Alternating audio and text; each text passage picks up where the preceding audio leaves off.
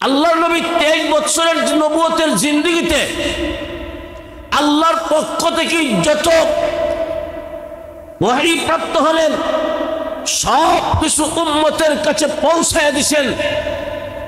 সাহাবায়ে কেরামকে 100 লক্ষ সাহাবীদের সামনে বিদায় হজের দিন আল্লাহর রাসূল বলেন, ও আমার সাহাবীরা, আল্লাহ পাক আমার কাছে যা কিছু নাজিল করছেন আমি কি তোমাদের কাছে সঠিকভাবে ঠিকভাবে পৌঁছায়া দিয়েছি? সাহাবীরা ওই দিন বলেছিলেন, হ্যাঁ, একটু গ্রহণ করেন নাই, সব পৌঁছায় দিয়েছে। তখন ওই যে বিদায় হজের বাসর, নবীজির জীবনের শেষ হজ, এটাই প্রথম হজ, আবার এটাই বিদায় হজ। নবীজি আকাশের দিকে আঙ্গুল উঠাইয়া শাহাদত আঙ্গুল উঠাইয়া ইশারা করলেন, আল্লাহুম্মা শাহাদ, আল্লাহুম্মা শাহাদ, আল্লাহুম্মা শাহাদ। আল্লাহ তুমি সাক্ষী থাকো, তুমি আমার কাছে যা দিয়েছিলা আমি সব আমার উম্মতের কাছে পৌঁছায়া দিছি, একটাও গোপন করি নাই, সব পৌঁছায়া দিছি। আমার 100 লক্ষ সাহাবী সাক্ষী দিতেছে। কিন্তু এই দায়িত্ব গ্রহণ করল বনি আদম, মানুষ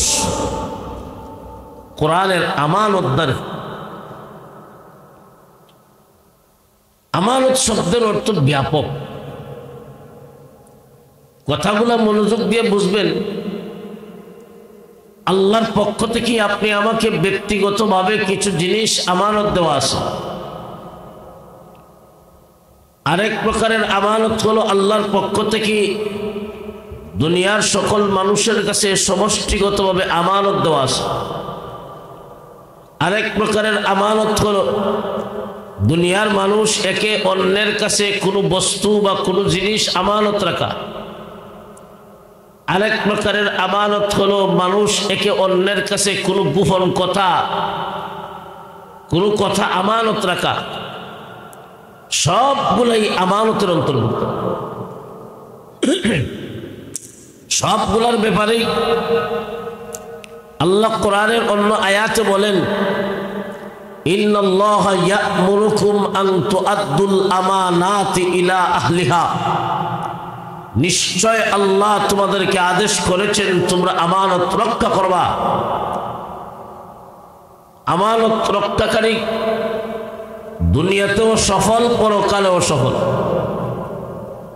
আর যিনি আমানতের খেয়ানত করেন, আমানত রক্ষা করতে পারেন না, নবীজির একটা হাদিস, আমি যে হাদিস কেনা খুতবাতে পাঠ করেছি, আল্লাহর রাসূল বলেন, যার মাঝে আমানতদারি নাই তার মাঝে ঈমানই নেই। আল্লাহর পক্ষ থেকে আপনি আমাকে ব্যক্তিগতভাবে দেখেন কি আমানত দেওয়া আছে।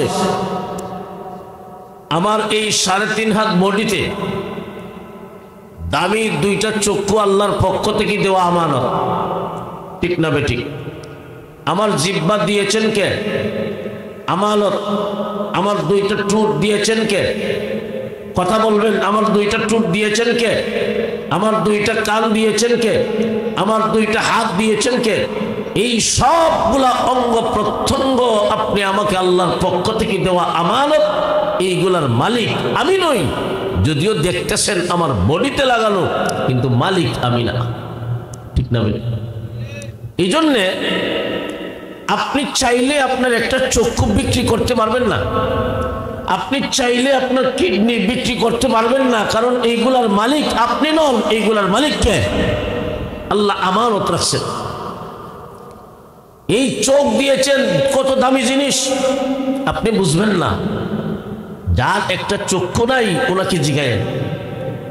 আল্লাহ 2টা হাত দিয়েছেন, কত দামি জিনিস, এটা আপনি বুঝবেন না। যার একটা হাত নাই উনি বুঝবেন, ঠিক না বেটি? আলাম নাজআল লাহু আইনাইন ওয়া লিসানান ওয়া শাফাতাইন ওয়া হাদাইনাহু নাজদাইন। আল্লাহ পাক রব্বুল আলামিন বলেন, আমি কি তোমাদেরকে 2টা চক্ষু দেই নাই? ওয়া লিসানাও ওয়া শাফাতাইন, আমি কি তোমাদেরকে জিহ্বা দেই নাই? দুইটা ঠোঁট কি আমি আল্লাহ দেই নাই? এটা ইস্তেফহামে ইনকারি, প্রশ্নবোধক। এইগুলা দিয়েছেন কে? আর এইগুলা আল্লাহর পক্ষ থেকে আপনি আমাকে দেওয়া আমানত। হ্যাঁ দুনিয়ার মানুষেরা, আমি আল্লাহ তোকে দুইটা চক্ষু দিলাম, ভালো জিনিস দেখবে। আমার সৃষ্ট জীব দেখে দেখে আমি আল্লাহর উপর ঈমান পরিপূর্ণ করবা। কিন্তু এই চক্ষু দিয়া আজকে আপনি আমার সমাজের অনেক মানুষ দেখবেন ভালো জিনিস দেখে নাও, আল্লাহর সৃষ্ট বস্তু দেখে গবেষণা করবে দূরের কথা, আল্লাহর কোরআন দেখে দেখে পড়বে দূরের কথা। এই চক্ষু দিয়া আজকে সমাজের মানুষ ভালোর তুলনায় খারাপ জিনিসটাই দেখে বেশি। ঠিক না? বর্তমান সময়ের যুবক যুবতী এই দুইটা চক্ষু দিয়া মানুষ এখন খারাপ কাজ দেখে, মোবাইলে ছবি দেখে, মোবাইলে নাটক দেখে। দুনিয়ার মানুষেরা রে, অনেক বান্দা বান্দি এমন আছে রাত্রে যখন ঘুমাইতে যায় মোবাইল হাতে নিয়ে ভিডিও ছবি দেখে দেখে ঘুমায়। ঠিক না বেটি? অনেকে দেখবেন কানে ইয়ারফোন লাগাইয়া গান শুনে শুনে ঘুমায়, অনেকে ভিডিও দেখে দেখে ঘুমায়। আপনারা জবাব দেন, গান শোনা আর মোবাইলে ছবি দেখা, নাটক দেখা, এইগুলা হালাল না হারাম? আল্লাহ বলেছেন আমি তোকে দুইটা চক্ষু দিয়েছিলাম ভালো জিনিস দেখবে, দুইটা কান দিয়েছিলাম ভালো জিনিস শুনবা, কিন্তু না না, এইগুলার আমানত ধরে তুমি আদায় করো নাই। সারা রাত্র তুমি ছবি দেখলাও, মোবাইলে ভিডিও দেখলাও, সারা রাত্র তুমি গান শুনে শুনে ঘুমাইলাও। মনে রাখবেন, ভালো করে মনে রাখবেন, কবিরা গুনাহ চলমান অবস্থায় কোনো মুমিন যখন কবিরা গুনাহে লিপ্ত হয় ঈমান সাথে থাকে না, ঈমান সাথে থাকে না। গান শোনা আর ছবি দেখা এইগুলা কবিরা গুনাহ।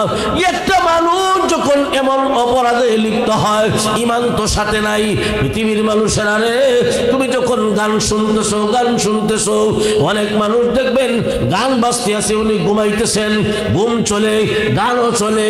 এই অবস্থায় যদি মরণ হয় সম্ভাবনা আছে বেঈমান হয়ে দুনিয়ার থেকে বিদায় হইবা, ঈমান নিয়ে কবরে যেতে পারবা না। ও পৃথিবীর মানুষের, আল্লাহ তোমাকে আমানত দিয়েছিলেন দুইটা চক্ষু, কিন্তু ভালো জিনিস না দেখে এই যে ছবি দেখলাম, কিয়ামতের কঠিন ময়দানে আল্লাহর আদালতে প্রত্যেকটা আমানত বস্তুর হিসাব তোমাকে দেওয়া লাগবে।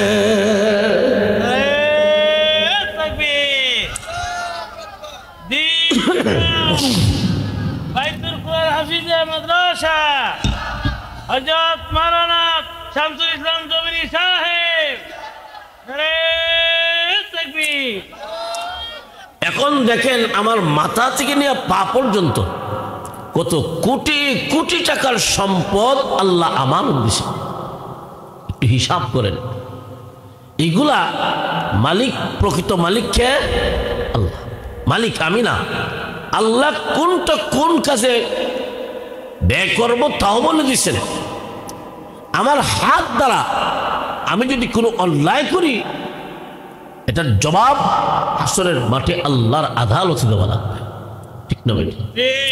আমি আমার পা দ্বারা কোন দিকে গেলাম, সওয়াবের কাজ করার জন্য গেলাম, না মসজিদে গেলাম, না গুনার কাছে গেলাম, এইগুলো দুনিয়ার কেউ না জানলেও জানেন একজন, তিনি কে? আল্লাহ। আপনি যখন ওয়াজ মাহফিলে আসার জন্য, আল্লাহর জিকিরের মজলিসে আসার জন্য, কোরআন হাদিসের আলোচনার মজলিসে আসার জন্য ঘর থেকে বের হবেন, ঘর থেকে বের হবেন, কদম পালাবেন, আল্লাহ ফেরেশতাদেরকে বলেন, ও ফেরেশতারা আমার বান্দার কদম গণনা করো আর তার আমল নামায় নেকি লিখতে থাকো। গুনার কাজের দিকে গেলে আল্লাহ, দুনিয়ার মানুষের এই জন্য বলতেছিলাম আল্লাহর পক্ষ থেকে আপনি আমাকে কিছু জিনিস দেওয়া আছে ব্যক্তিগতভাবে আমানত। আল্লাহ বলেন তোমরা আমানতদার হও, আমানত আদায় করো। আর আমানতের খেয়ানত করা মুমিনের কাজ নয়, এটা কাফেরের কাজ। লা ঈমানা লিমান লা আমানাতা লাহু ওয়া লা দীনা লিমান লা আহদা লাহু। আল্লাহর নবী বলেন যার মাঝে আমানতদারি নাই তার মাঝে ঈমান নাই। তাহলে এক প্রকারের আমানত আল্লাহর পক্ষ থেকে ব্যক্তিগতভাবে দেওয়া। আপনি আমার 3.5 হাত বডিতে যত অঙ্গ প্রত্যঙ্গ আছে এইগুলা কত দামি জিনিস, এইগুলা আপনি বুঝবেন না। যার নাই তার কাছে জিগাইয়েন, তখন বুঝবেন কত কোটি টাকার সম্পদ আমানত দিয়েছেন। সুম্মা লাতুসআলুন্না ইয়াওমা ইযিন আনিন নাঈম। আল্লাহ বলেন প্রত্যেকটা আমানত, প্রত্যেকটা নিয়ামতের হিসাব আমি আল্লাহর আদালতে তোমাকে দেওয়া লাগবে। 2 নম্বর, আল্লাহর পক্ষ থেকে সমষ্টিগতভাবে দেওয়া আপনি আমার কাছে আমানত। যেমন আল্লাহর কোরআন সমষ্টিগতভাবে দেওয়া আপনি আমার কাছে আমানত।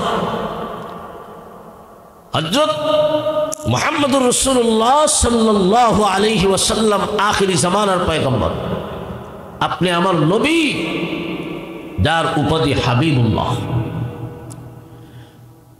আল্লাহ লৌহে মাহফুজ থেকে আল্লাহর কোরআন, আল্লাহর কালাম জিবরাইল ফেরেশতার মাধ্যমে বিশ্ব নবীর সিনার মাঝে আল্লাহ নাযিল করেছেন। 23 বছরের নবুয়তের জিন্দেগিতে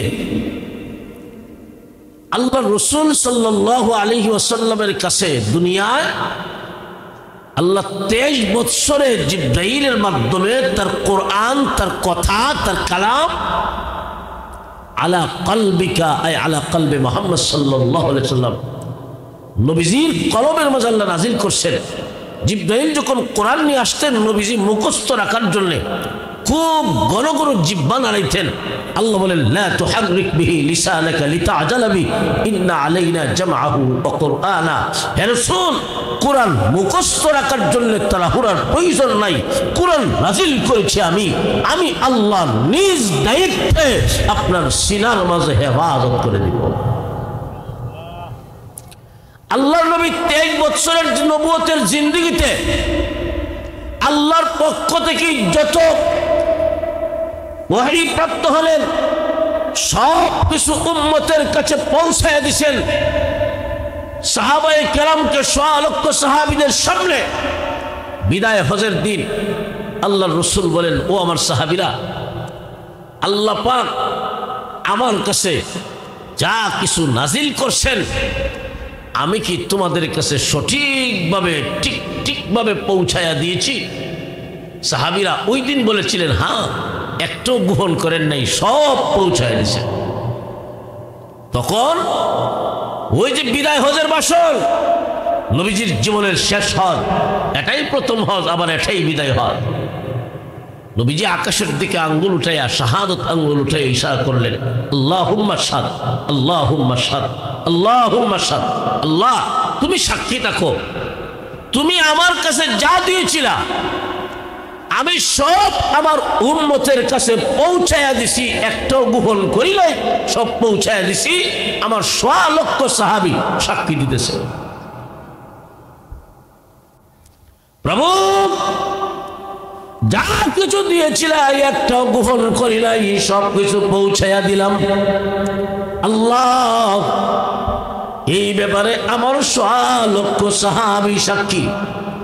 আমার সাহাবীদের সাক্ষীর উপরে তুমি আহকামুল হাকিমিন সাক্ষী হয়ে যাও। আমি যে সব পৌঁছায় দিছি এই কথাটা সাক্ষী দিতেছে।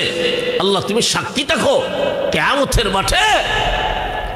আল্লাহ তুমি যখন জিজ্ঞাসা করবা তোমার কোরআন আমার কাছে আমানত দিয়েছিলা, এই আমানত কতটুকু আদায় করেছি আমার সাহাবীরা সাক্ষী দিতেছে, পরিপূর্ণ আদায় করেছি, একটাও গোপন করি না। কন্যা সুবহানাল্লাহ। দুনিয়ার মানুষেরা আল্লাহর কোরআন লৌহে মাহফুজ থেকে নিয়ে জিবরাইল আপনি আমার নবীর সিনার মাঝে আমানত দিয়েছিল। নবী কোরআনের আমানতদারি কতটুকু আদায় করেছেন? শতভাগ আদায় করেছেন, একটাও গোপন করেন নাই। আল্লাহর নবী বলেন, সাহাবীরা রে, আমি চলে যাই আর তোমাদের কাছে দুইটা জিনিস আমানত রাইখা যাই। দুইটা জিনিস আল্লাহর নবী বলেন, তারাকতু ফীকুম আমরাইন লান তাদিল্লু মা তামাসসাকতুম বিহিমা কিতাবাল্লাহি ওয়া সুন্নাত রাসূলি। আল্লাহর নবী বলেন, আমি চলে যাই আর তোমাদের কাছে দুইটা জিনিস রেখে যাই। এই দুইটা জিনিস তোমাদের কাছে আমানত রেখে যাই। উম্মত রে, এই দুইটা জিনিসের আমানত যতদিন তোমরা সঠিকভাবে আদায় করবা, এই দুইটা জিনিস যতদিন তোমরা ধরে রাখবা, ততদিন পর্যন্ত তোমরা গুমরাহ হবে না, পথভ্রষ্ট হবে না, জাহান্নামের পথের যাত্রী হবে না। একটা হলো আল্লাহর কোরআন তোমাদের কাছে আমানত রেখে যাই। দুই নাম্বার, আমি নবীর সুন্নাত তোমাদের কাছে আমানত রেখে যাই। তাহলে আল্লাহর কোরআন আপনি আমার কাছে নবীজি আমানত রেখে গেছেন, ঠিক না? ঠিক। নবীর হাদিস আমানত রেখে গেছেন, আর প্রত্যেকটা আমানতের হিসাব আল্লাহর আদালতে দেওয়া লাগবে। এখন সন্দেহ আছে নাই ও ভাই? এই জন্যে আপনি নিজে নিজে একটু হিসাব মিলান। আল্লাহর কোরআন যে আপনার কাছে আমানত, আমার কাছে আমানত, আপনার কাছে আমানত, আপনার সন্তানের কাছে আমানত, আপনার বাবার কাছে আমানত, আপনার ভাইয়ের কাছে আমানত, দুনিয়ার মানুষের কাছে আমানত। কে কতটুকু আমানতদারি আদায় করেছেন জবাব দেন। একটু হিসাব মিলান। কোরআনের আমানতদারি কেমনে আদায় করবেন? ও দুনিয়ার মানুষেরা, কোরআনের আমানতদারি আদায় কিভাবে করবেন? কিভাবে করবেন? কেমনে আদায় হবে? কেমনে আদায় হবে? এটা আপনাকে আগে জানতে হবে। এক নম্বর, আমি মুসলমান, আমি মুমিন, আমার উপর ফরজ হলো আল্লাহর কোরআন দেখে দেখে পড়তে পারি। আল্লাহর কোরআন দেখে দেখে পড়তে পারা এটা দুনিয়ার সকল মুমিন নারী পুরুষের উপর ফরজ। না কোনো সন্দেহ আছে? হাফেজ হওয়া ফরজ নয়, আলেম হওয়া ফরজ নয়। আল্লাহর কোরআন দেখে দেখে পড়তে পারেন, এটা মুমিন হিসাবে সকলের উপর সমানভাবে ফরজ। এটা হলে কোরআনের আমানতদারি আদায় হবে। আপনি পড়তে পারেন না, আপনি কেমন মুসলমান আর কেমন মুমিন?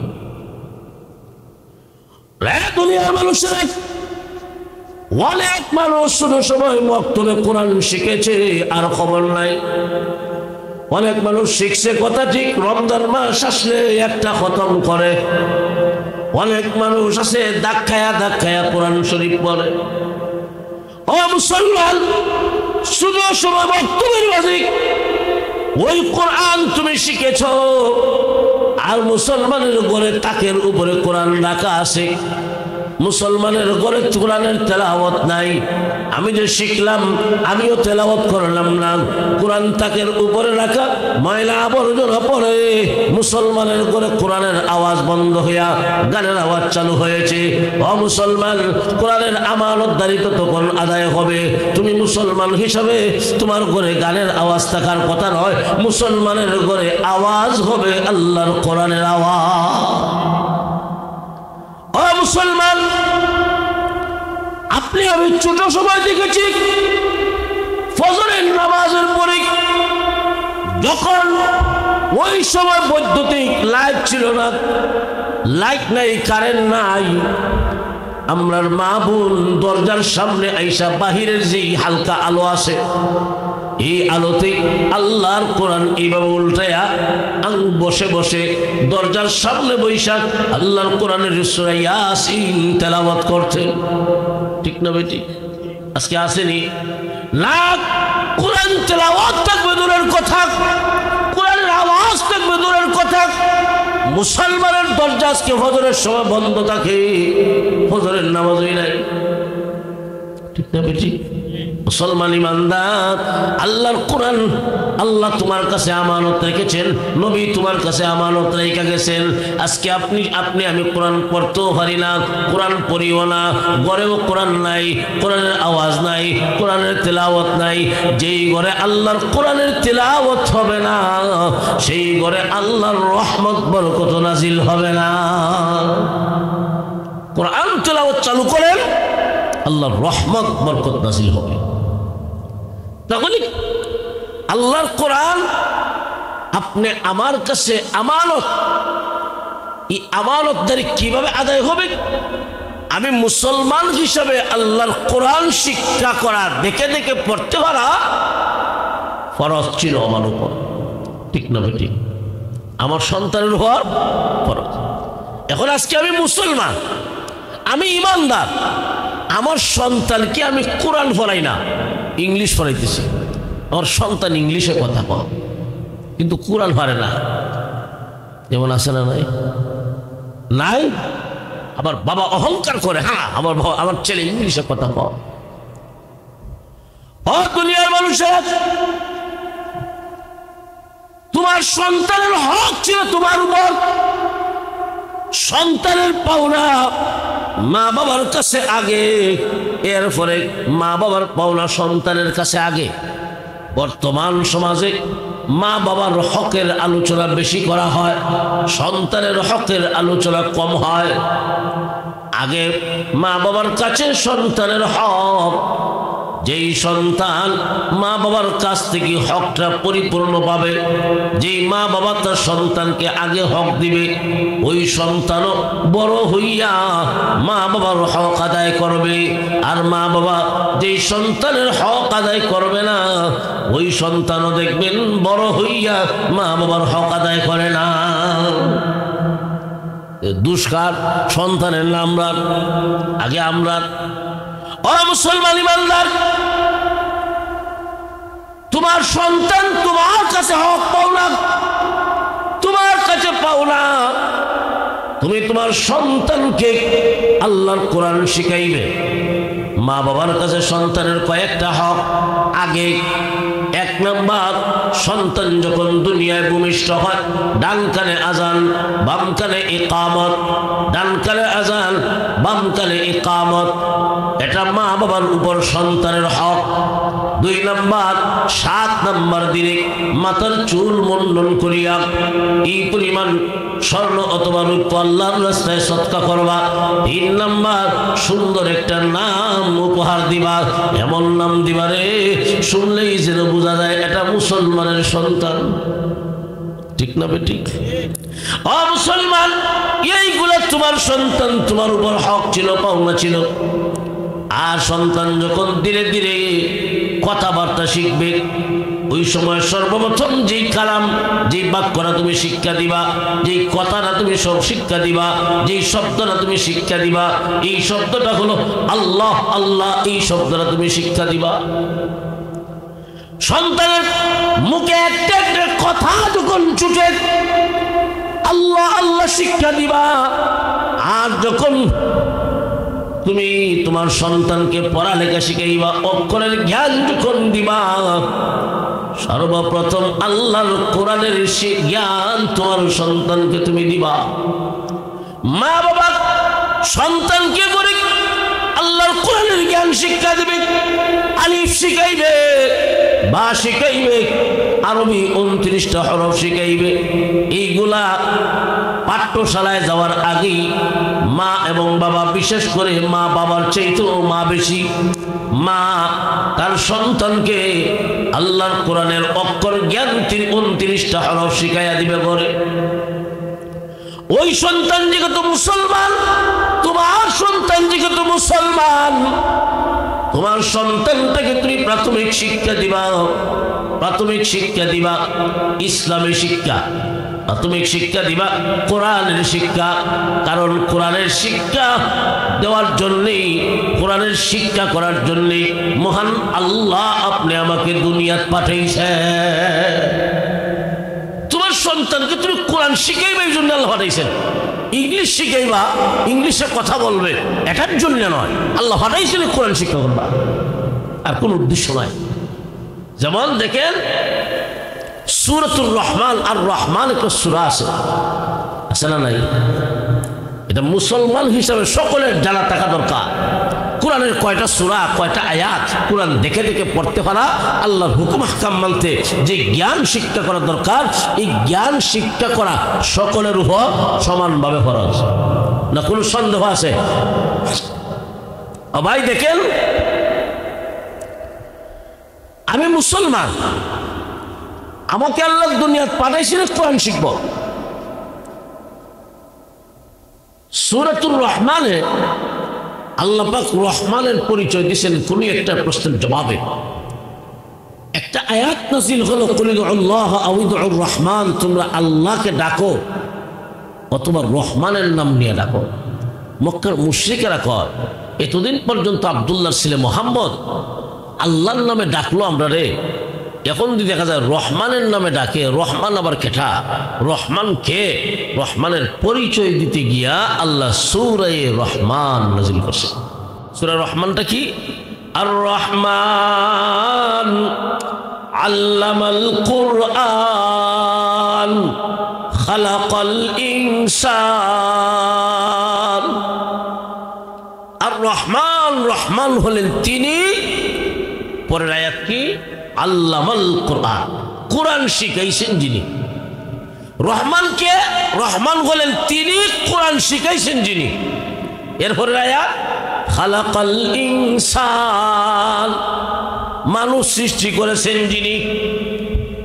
এখানে দেখেন আয়াতের যে ধারাবাহিকতা, রহমানের পরিচয় দিতে গিয়ে আল্লাহ বলেন রহমান হলেন তিনি, কোরআন শিখাইছেন যিনি।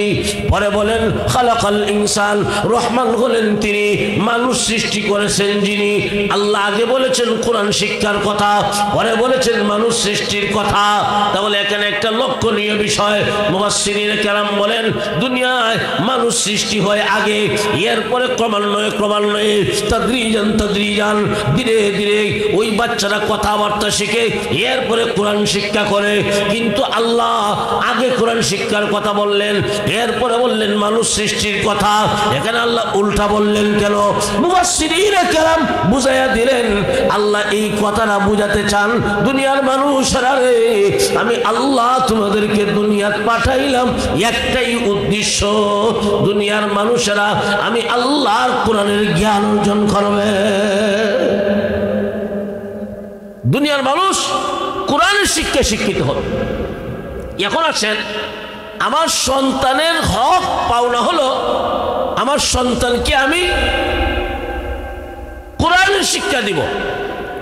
কতটুকু? দেখে দেখে পড়তে পারেন এমন শিক্ষা, ঠিক না বেঠিক? এটা আপনারা কই কোরআন দেখে দেখে পড়তে পারে এমন শিক্ষা করা ফরজ কিনা? নবীজি কইছেন, আমার কথা নয়, তলাবুল ইলমি ফরিদাতুন আলা কুল্লি মুসলিম। এই হাদিস থেকে কি পরিমাণ শিক্ষা অর্জন করা ফরজ? নামাজ পড়তে যেই পরিমাণ মাসলা মাসাইল শিখা লাগে, যেই পরিমাণ জানা লাগে, এই পরিমাণ জানা আমার উপর ফরজ, আপনার উপর ফরজ, ঠিক না বেঠিক? রোজা সহি হওয়ার জন্য যেই পরিমাণ জানা লাগে, এই পরিমাণ জানা সকলের উপর ফরজ। ও মুসলমান, মোটামুটি প্রাথমিক জ্ঞান, ইসলামিক জ্ঞান অর্জন করা সকলের উপর সমানভাবে ফরজ, ঠিক না বেঠিক? ইসলামিক জ্ঞান অর্জন করার পরে আপনি এখন ডাক্তার হন, অসুবিধা নাই। এখন আপনি ইংলিশে কথা বলেন, অসুবিধা নাই। এখন আপনি জার্মানি ভাষায় কথা বলেন, কোনো অসুবিধা নাই। কিন্তু কোরআন বাদ দিয়া ইংলিশ শিখলেন, এই ইংরেজির কোনো দাম নাই। কোরআন বাদ দিয়া আপনি ফারসি শিখলেন, এটার কোনো দাম নাই। কোরআন বাদ দিয়া এই দুনিয়ার জাগতিক শিক্ষায় ডক্টরেট অর্জন করেন, কোনো দাম নাই। আল্লাহর কোরআনের শিক্ষা হলো সবচেয়ে দামি। নবীজি বলেছেন এমন শিক্ষা যারা অর্জন করে এবং করায় দুনিয়া তারাই হলো সবচেয়ে দামি। খায়রুকুম মান তাআল্লামাল কুরআনা ওয়া আল্লামা। এজন্য ভাই, একটা মুসলমানের সন্তান ইসলামের প্রাথমিক শিক্ষাটা পাওয়ার জন্য, এমন জ্ঞান পাওয়ার জন্য আমাদের বাংলাদেশে নুরানি বিভাগ নামে একটা বিভাগ চালু আছে। কোন বিভাগ? কোন বিভাগ? অনেক জায়গায় নুরানি মাদ্রাসা, অনেক জায়গায় বড় মাদ্রাসার একটা অংশ হল নুরানি বিভাগ। 4 বছরের কোর্স। কয় বছর? 4 বছরের এক কোর্স। মনে করেন আপনার 4 বছর অথবা 5 বছরের বাচ্চাটাকে যে কোনো নুরানি মাদ্রাসায় আপনি ভর্তি করলেন। ওই নুরানি মাদ্রাসায় 4 বছরের কোর্স শেষ করে আপনার সন্তান কেমন শিক্ষা অর্জন করবে আপনি বানিয়েছেন কেন? যেখানেই যান মাদ্রাসার ছোট ছাত্ররা, নুরানি বিভাগের 3য় শ্রেণীর ছাত্ররা 4 বছরের কোর্স শেষ করেছে, এমন ছাত্ররা আল্লাহর কোরআন সহিহ শুদ্ধভাবে পড়তে পারে, এমন শিক্ষিত হয়ে যাবে। আপনি মারা গেলে আপনার জানাজার নামাজ কিভাবে পড়াতে হয়, জানাজার নামাজ সরাই দেখাইতে পারে। ঠিক না বেটি? ইংলিশে বলেন, ইংলিশে কথাও কইতে পারে অনেক সময়। সুবহানাল্লাহ। অর্থাৎ চলমান ইংরেজিও পারে চলার মতো, অঙ্কও পারে চলার মতো, বাংলাও পারে, হাতের লেখা। আপনি মাস্টার্স ফার্স্ট একজন আর নুরানি ফার্স্ট করা একজন ছাত্রের হাতের লেখা প্রমাণ হয়ে যাবে। এই বাংলাদেশে 4 বছরের কোর্স শেষ করে যেমন শিক্ষিত হয়, মাস্টার্স ফার্স্ট করেও এমন শিক্ষিত অর্জন হয় না, প্রমাণিত। এখন যদি আপনি চান আপনার সন্তানকে স্কুলে ভর্তি করেন, সমস্যা নাই। আগে পড়াতে হবে নুরানি মাদ্রাসায়, এটা ফরজ। আমি মা, আমি বাবা, আমার উপর ফরজ। আমার সন্তানকে আমি কোরআন শিখাইব, ইসলামী শিক্ষায় শিক্ষিত করব। আপনি 4 বছরের কোর্স শেষ করে এখন আপনার সন্তানকে যদি চান স্কুলে ভর্তি করতেন, 5-এ ভর্তি করেন, অসুবিধা নাই। এখন যদি আপনি আপনার সন্তানকে হাফিজ ভর্তি করতে যান হেফজখানায়, আপনার সন্তান সুজা হেফজ বিভাগে ভর্তি হতে পারবে। এখন যদি আপনি চান না আমার ছেলেকে আলেম বানাবো, আপনি আপনার সন্তানকে সুজা মাদ্রাসার 5-এ ভর্তি করে দেন। স্কুলেও 5-এ, মাদ্রাসায় ভর্তি করলো 5-এ ভর্তি করান। তাহলে ওই 4 বছরের শিক্ষাটা যেন ইংলিশ স্কুলের শিক্ষা না, ওই 4 বছরের শিক্ষা হবে ইসলামী শিক্ষা, এই 4 বছরের শিক্ষা হবে নুরানি মাদ্রাসার শিক্ষা। ঠিক না বেটি? সব বুঝতে পারছেন তো? আমি কেন এটা আমি মুসলমান, আমি মুসলমান হিসাবে আমার সন্তান আমার উপর ফাওনা। সন্তান যখন শিক্ষা অর্জন করে, আমি মা বাবা আমার সন্তানকে ইসলামী শিক্ষা দিব, এটা আমার সন্তানের হক। যেই সন্তানটাকে ইসলামী শিক্ষা দিবেন ওই সন্তানটা বড় হইয়া কোনোদিন সন্ত্রাস হতে পারে না। ওই সন্তান বড় হইয়া মা বাবার হক আদায় করবে। আর আপনি যদি আপনার সন্তানকে মনে করেন আরবি পড়াইলেন না, ইসলামের শিক্ষা দিলেন না, এমন শিক্ষা দিয়েছেন, আরে বাপরে বাপ 10 বছরের বাচ্চা ইংরেজিতে কথা কয়, আপনি আদর্শ বাজার গিয়ে গর্ব করলেন, হ্যাঁ অমুকের ছেলে ইংলিশে কথা কয়, কিন্তু মুইতে পারিল না। যেই সন্তানের ছোটবেলার শিক্ষা হবে ইংরেজি শিক্ষা, এই সন্তান দাঁড়ায়া মুখবে, প্রস্রাব করবে দাঁড়ায়া। ওই সন্তানটাকে নিয়ে আপনি গর্ব করবেন দুনিয়ায়, কিন্তু মনে রেখেন কিয়ামতের কঠিন ময়দানে ওই সন্তানটাকে যখন আল্লাহর আসামির কাঠগড়ায় দাঁড় করানো হবে, সন্তান কিয়ামতের মাঠে আল্লাহর কাছে বলবে, আল্লাহ দোষ তো আমার না, আমার মা বাবাকে আনেন, আমার মা বাবা কেন আমাকে কোরআন পড়াইলো না, আমার মা বাবা কেন আমাকে ইসলামী শিক্ষা দিল না, আল্লাহ আমার তো কোনো দোষ নাই। ওই সন্তান কিয়ামতের মাঠে মা বাবাকে আল্লাহর আদালতে আসামি বানাইব। আপনি শিখাইলেন দুনিয়ায়, ইসলামী শিক্ষা না দেওয়ার কারণে আপনি আসামি হবেন, আপনার সন্তান আপনাকে আল্লাহর আদালতে কাঠগড়ায় দাঁড়াবে। এই জন্য ভাই, আমার সন্তানকে আমি প্রাথমিক শিক্ষা দিব ইসলামী শিক্ষা, আল্লাহর কোরআন দেখে দেখে পড়তে পারবে, নবীর হাদিস পারবে, ইসলামের মাসলা মাসাইল চলার মতো মাসলা মাসাইল শিখতে পারবে। এরা কোন বিভাগে ভর্তি করলে? নুরানি বিভাগে। কোন বিভাগে? নুরানি মাদ্রাসা, মানে প্রাথমিক শিক্ষা। আপনি মুসলমান 4টা বছর মাদ্রাসায় পড়ান। কয় বছর? 4 বছর। ও ভাই, একদিন বুঝবেন, এটা আমাদের দায়িত্ব ছিল, বলে গেলাম। আমি মুসলমান প্রত্যেকটা সন্তানকে বাছাই করে না, অমুক আর তমুক না, আপনার যদি 10টা সন্তান হয়, 10টা সন্তানকে আপনি প্রাথমিক শিক্ষা দিবেন। কোথায়? নুরানি মাদ্রাসায় এই 10টা সন্তানের মাঝে যদি বলেন যে আতুল লেংরা যেটা আছে এটা দেয় মাদ্রাসায়, অথবা মাদ্রাসার অনেক ছেলে দেখবেন এমন হয় যে বাচ্চা হয় না তো মান্যত করে আল্লাহ একটা সন্তান দেব তোমার বাচ্চাতে লাগব মাদ্রাসাতে লাগবে। এমন ছেলে কেন, এমন মেয়ে কেন? যতটা ছেলে হবে, যতটা মেয়ে হবে, যতজন হবে সবকে দিবেন, এটা দায়িত্ব, এটা ফরজ। ঠিক না ঠিক? স্কুল বাদ, প্রাইমারি স্কুল বাদ দিয়ে দেন, কোনো সমস্যা নাই। প্রাইমারি স্কুলের যে বড় এর চাইতে বেশি শিক্ষা অর্জন হয় প্রাইমারি স্কুলের চাইতো। প্রাইমারি স্কুল মুসলমান পড়াতে পারে না, প্রাইমারি শিক্ষা মুসলমান পড়াবে মাদ্রাসায়, মুসলমান প্রাইমারি স্কুলে পড়াইতে পারে। হ্যাঁ, যদি প্রাইমারি স্কুলে দিতে হয় তাহলে মুসলমানের দেশ।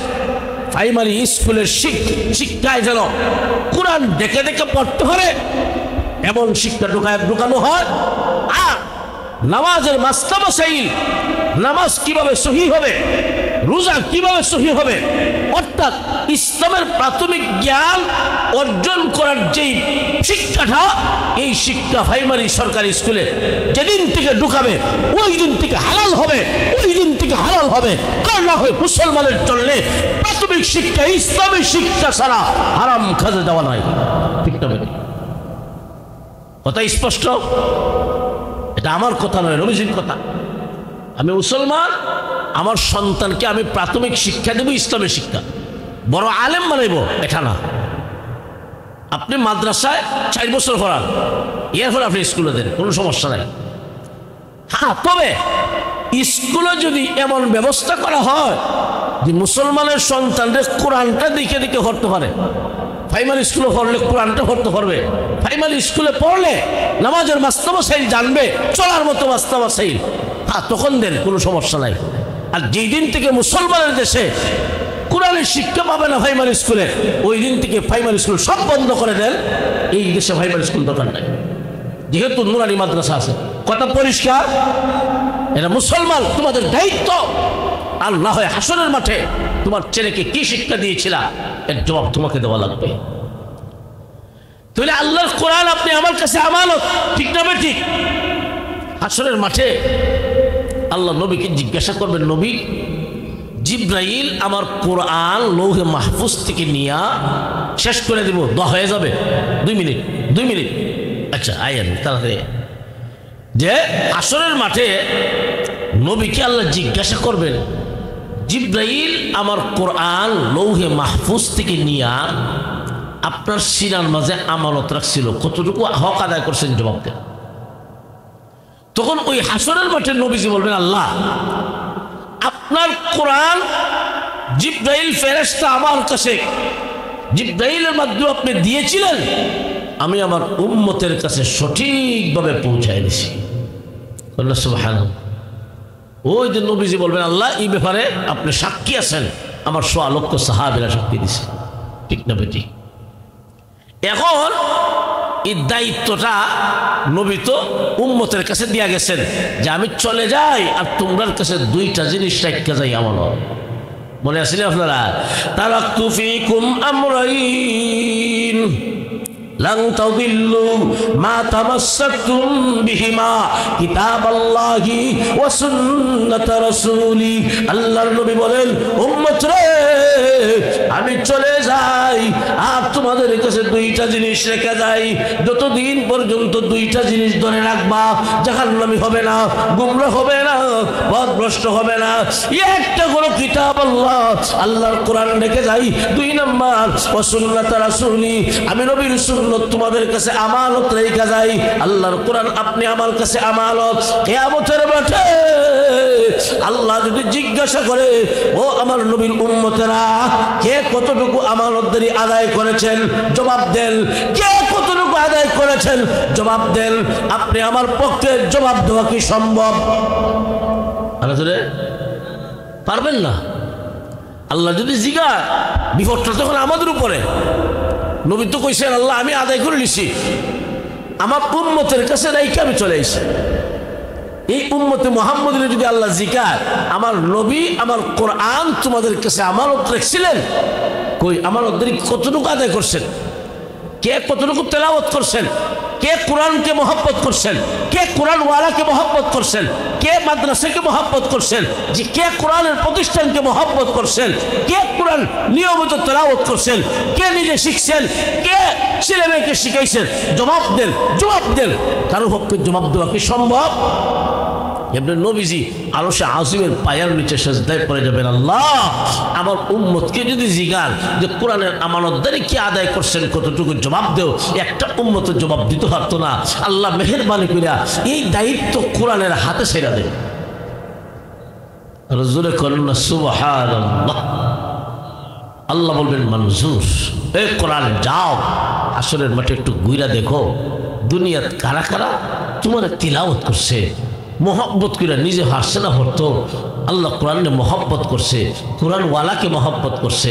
যেখানে কোরআন পড়া হয় মাদ্রাসা টাকা দিয়া, পয়সা দিয়া, বুদ্ধি দিয়া, পরামর্শ দিয়া মাদ্রাসার সহযোগিতা করছে। ও তো কোরআন যেন হরে, ছেলে মেয়েরা হরাইছে, ছেলে মেয়ে নাই, মাদ্রাসার একটা বাচ্চারে নিয়ে খাওয়াইয়া, নিজের ঘরে খাওয়াইয়া কোরআন হরার ব্যবস্থা করে দিছে। আরে আমি কোরআন পড়ছি না, আমার ছেলেকে হরাই, ছেলেও নাই, মেয়েরা হরাইলো, ছেলে মেয়ে নাই, আরেকজনের সন্তানকে আইনিয়া নিজের ঘরে খাওয়াইয়া মাদ্রাসায় কোরআন পড়ার ব্যবস্থা করে দিল। ওই কোরআন হাসরের মাঠে এমন মানুষ দুইরা লই যাব আল্লাহর কাছে, আল্লাহ আনছি। আল্লাহ বলবেন এটা তো নামাজ একটাই পড়ছে না, সব জাহান্নামী, একটা নামাজ পড়ে না। কোরআন কইব আল্লাহ নামাজ পড়ছে না তো কইছি, এরা আমার মহব্বত করছে। জোরে করুন না সুবহানাল্লাহ। প্রভু আমি যাদেরকে এনেছি ওরা কে আছেন আল্লাহ, সারা রাত্র আমাকে তেলাওয়াত করছে, সকাল সন্ধ্যা আমাকে তেলাওয়াত করছে। ও প্রভু এমন মানুষও আছে সারাদিন কাম কাজ কইরা 500 টাকা উপার্জন করছে, মাসে 15,000 উপার্জন করেছে, কিন্তু নিজের পরিবার পরিজনের পিছনে খরচ করার পরেও প্রভু মাদ্রাসায় 5,000 10,000 করে বছরে বছরে টাকা দিছে। আল্লাহ লেখে নিজের ফসল গড়ে উঠানোর আগে মাদ্রাসায় কোরআন যেন পড়া হয়, এই জন্যে কেউ 1 মণ, কেউ 2 মণ, কেউ 5 মণ করে দান দিছে। আল্লাহ লেখে আছে নিজের উপার্জিত নিজের কষ্টের টাকা দিয়া মাদ্রাসায় ইট কিনা দিছে। আল্লাহ এমন এমন ব্যবস্থা করেছে। আল্লাহ লেখে আছে নিজে খাইতে পারে না ঠিক মতে, আল্লাহ ভালো জিনিস খাইতে পারে না টাকার অভাবে, এমন মানুষও এখানে দাঁড়ায় আছে গো, নিজের খাওয়ানটাকে মাদ্রাসার একটা ছাত্ররে খাওয়াইয়া কোরআন পড়ার ব্যবস্থা করে দিল। প্রভু গো এখন যদি বলো তাদেরকে জাহান্নামে দিবা, এখন যদি বলো তাদেরকে জাহান্নামে দিবা, আল্লাহকে ঘোষণা দাও আমি তোমার কোরআন না। আল্লাহ কিয়ামতের মাঠে বলবেন তুমি যে আমার কোরআন, এতে কোনো সন্দেহ নাই, আজকে কঠিন দিনে আমি তোমাকে অস্বীকার করতে পারবো না। এমনি কোরআন আল্লাহর কাছে বলবে প্রভু যদি তাই হয়ে থাকে, যদি অস্বীকার করতে না পারেন, তাহলে আমি যাদেরকে আনেছি, আমি যাদেরকে হাজির করেছি, আমি যাদেরকে ধরেছি, যতক্ষণ পর্যন্ত জান্নাতের হুকুম না দেওয়া হবে, যতক্ষণ পর্যন্ত জান্নাতের হুকুম না দেওয়া হবে, ততক্ষণ পর্যন্ত আমি কোরআন কারো হাত ছাড়ব না। আল্লাহ বললেন মনজুর, যাও কোরআন হাসরের মাঠে দইরা কোরআন সুপারিশ কইরা বেনামাজি হলে জান্নাতে ঢুকাই দিব। এরা কারা? ওই যে আদর্শ গ্রামে একটা মাদ্রাসা হয়েছে, দুরানি মাদ্রাসা, এই মাদ্রাসায় এই লোকটা নামাজ পড়ছে না, বন্ধ যায়, আর মাদ্রাসার মহব্বতে এই অবহেলিত একটা জায়গায় বছরে 1,000 2,000 1 মণ 5 মণ ধান দিছে। আল্লাহ কোরআন পড়ার ব্যবস্থা করে দিছে মহব্বতে হাসরের মাঠে এদেরকেও কোরআন সুপারিশ কইরা জান্নাতে ঢুকাইয়া দিবে। খুশি যাবে যা এই, সেটা সাধারণ জায়গা নয়।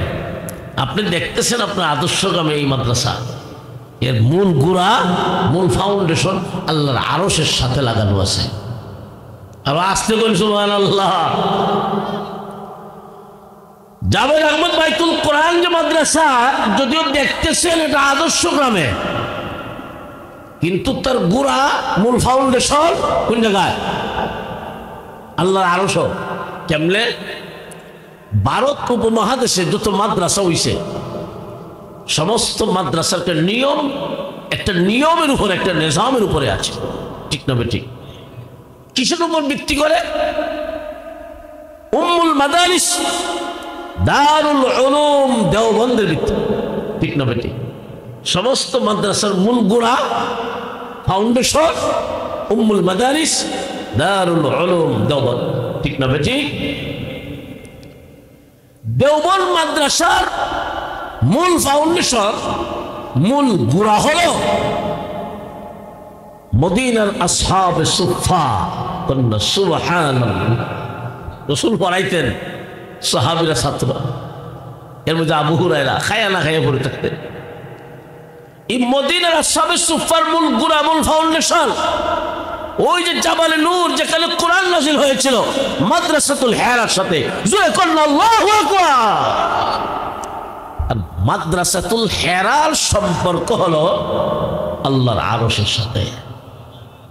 এই মাদ্রাসার সংযোগ দেওবন্দের সাথে, দেওবন্দের সংযোগ মদিনার আসহাবে সুফার সাথে, মদিনার আসহাবে সুফার সংযোগ মাদ্রাসাতুল হেরার সাথে, মাদ্রাসাতুল হেরার সংযোগ আরশের সাথে।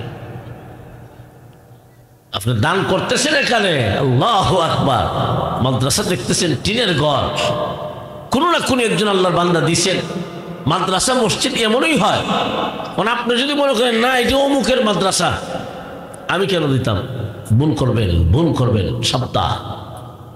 আপনি ঠেকায়া দেখেন মাদ্রাসা মসজিদ তো অমুক যে দিছে, এটাকে নিজের বাহাদুরি আর অহংকারের জন্য না। মসজিদ মাদ্রাসা তো এমনই হয়, যেই সমস্ত বান্দাবান্দির অন্তরে আল্লাহর মহব্বত বেড়ে যায়, এরা তাদের ইনকামের একটা অংশ থেকে মসজিদের জন্য দান করে, মাদ্রাসার জন্য দান করে। কেউ 10 জনে মিলা দেয়, কেউ 1 জনে দেয়।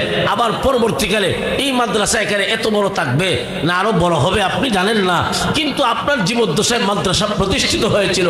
এমন একদিন আসবে বিশাল এলাকা নিয়ে এই মাদ্রাসা বড় হবে, ওই দিন আপনি থাকবেন না, কবরে ঘুমাবেন।